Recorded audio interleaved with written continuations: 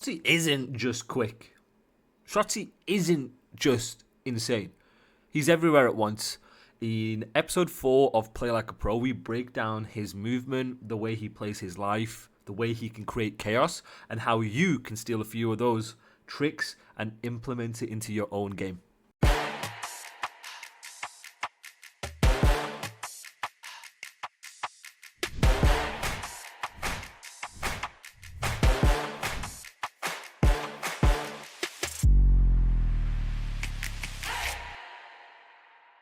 About how positioning on these current cards aren't as impactful as it used to be, but positioning still matters, and he's letting the game volumes a little high. Got you.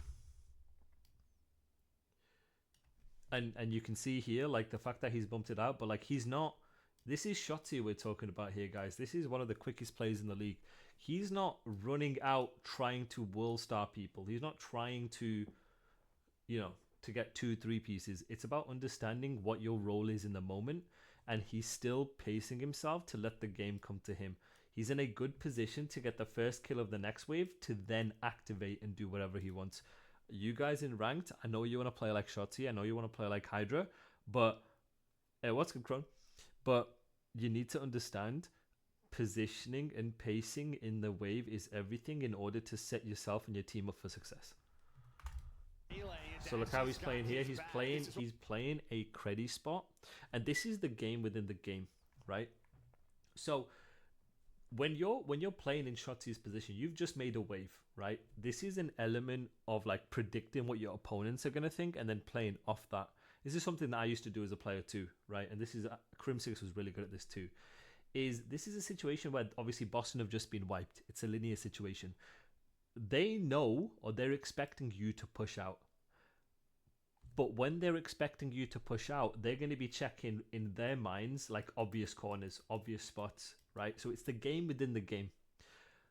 When you get into the situation and you know what Boston's are going to do, and you have an idea of what Boston's going to be thinking, you can then position yourself in like a creddy and like an off angle in a certain position that's going to catch them off guard, because you know that they know that you're going to be pushing out because it's a linear situation, right?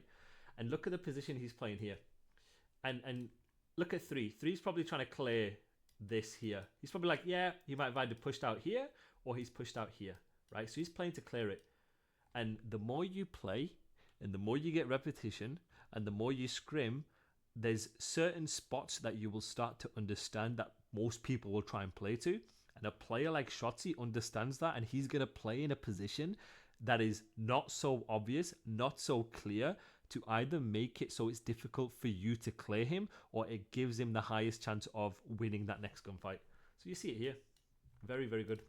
What we talked about, the optic teamwork.